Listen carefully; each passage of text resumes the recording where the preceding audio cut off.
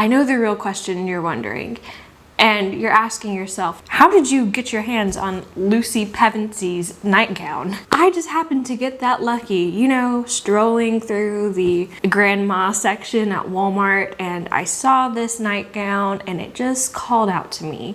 If you didn't know what my personal fashion preference is, now you do. For my Transfiguration Owl, I am reading Hollow City, a book about transfiguration. Just trust me on the fact that it has to do with a person who has been transfigured into a bird. That's all I'll tell you. At the start of today, I am on page 156, and we'll just kind of document and see how much I get read in this day. Then, the ebook that I am reading is The Girl Who Drank the Moon by Kelly Barnhill. I adore this story so much. And then the audiobook that I am listening to is A Good Girl's Guide to Murder by Holly Jackson. Yeah, those are the 3 books I'm reading today. My plan is it's going to be a reading Thursday, so I'm going to read as much as possible and give you updates. I always like to start my day off with a physical read. I don't know why, that's just how I roll. So we're going to begin with Hollow City. Oh, sorry, it's naked right now, but I take the dust jacket off because it's way easier to read without it. But yeah, this is Hollow City, and we're gonna get started. Go.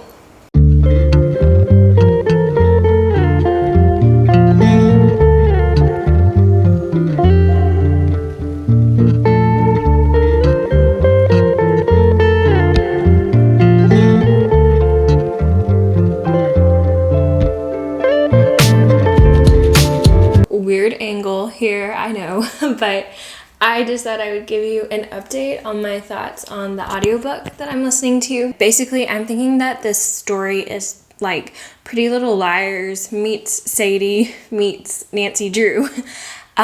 Because the audiobook, first of all, is just like Sadie in the fact that there are these different voices. It's full cast in the parts of the story that are told in transcription and interviews and phone calls. And it just makes the story so much more immersive, I guess, having those extra narrated bits. I love it. The reason I compare it to Nancy Drew is because like you're so much in the main character Pippa's head that you're able to follow along through her thought process as she's trying to figure out the mysterious circumstances revolving this girl's disappearance. So, yeah, really liking it at the moment and think that I most likely will continue to be liking it. All right, so you can kind of see, we're at my desk. Here's my desk. Yep, that's it.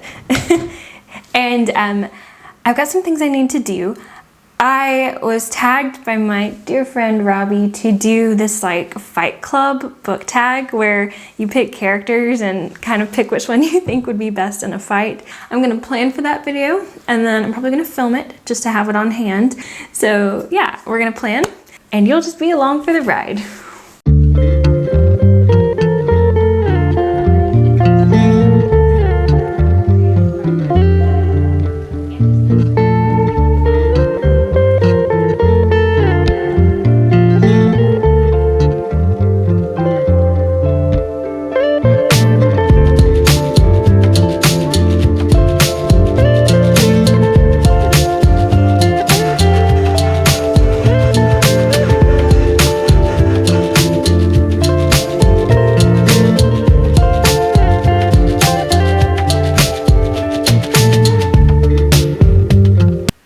Right, so we just got in another hour of reading.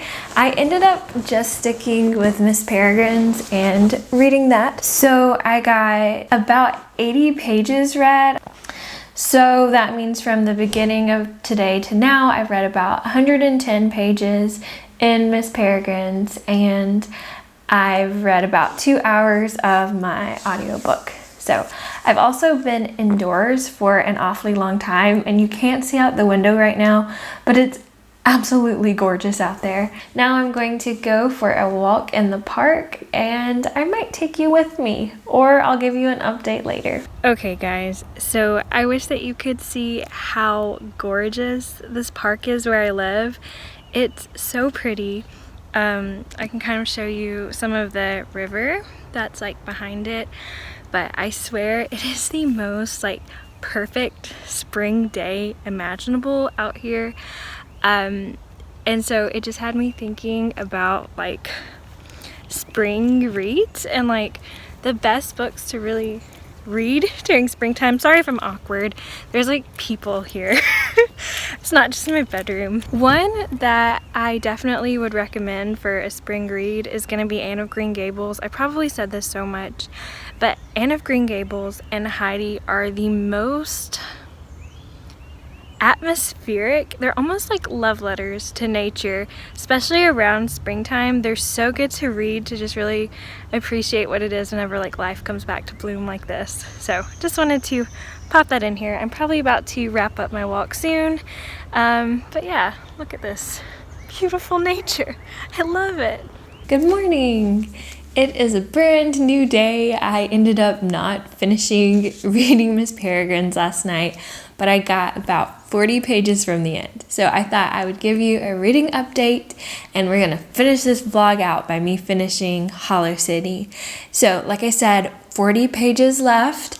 Good things are happening. The big thing it's all been leading up to, I feel like is about to happen, but I'm almost certain there's going to be one more twist that stands in the way of their success, because this is the Miss Peregrine series and the Peculiars are always getting into such horrific trouble.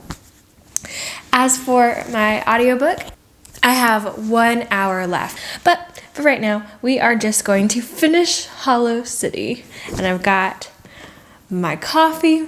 I just had my toast and butter again, because that's my everyday breakfast. And yeah, now we're gonna do it, so bye. All right, so I've journaled some things up. I have some thoughts. Let's talk about Hollow City first. Then I'm gonna give you my overall stats for what I read since I started this vlog, and then it'll be a day. Don't you love when they just start cutting grass right as you're trying to do something? So I ended up giving Hollow City 4 stars, slightly less of a rank than I gave Miss Peregrine's Home for Peculiar Children, the first one, which I gave 4.5 stars.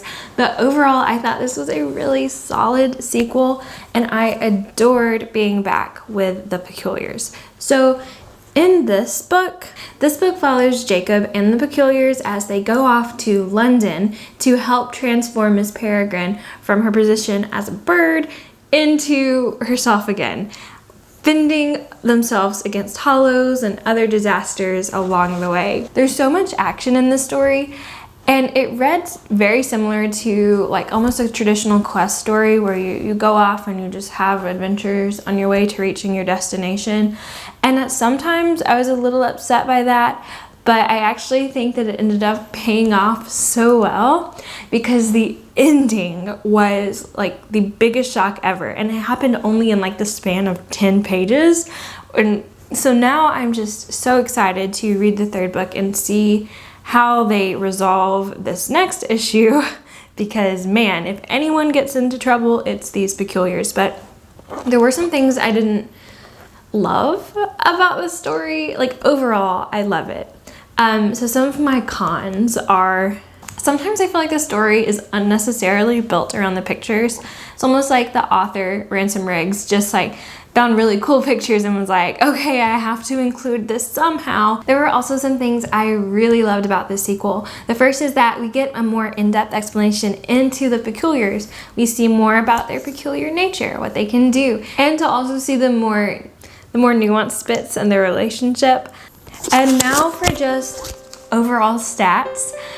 In this vlog, I read 250 pages and finished Hollow City, and I listened to 4 hours of my audiobook, A Good Girl's Guide to Murder, and I'm almost done with that, so you can look for my thoughts on that book as well as more concisely worded thoughts on this book in my March wrap up. And I'm gonna go ahead and close this vlog here. So if you liked this video and want to see more vlog style videos from me, leave a comment, make sure that you like this video, and if you haven't subscribed yet, hit the subscribe button, because I post new videos every Wednesday and Saturday. But yeah, that's gonna be it for now, book flowers.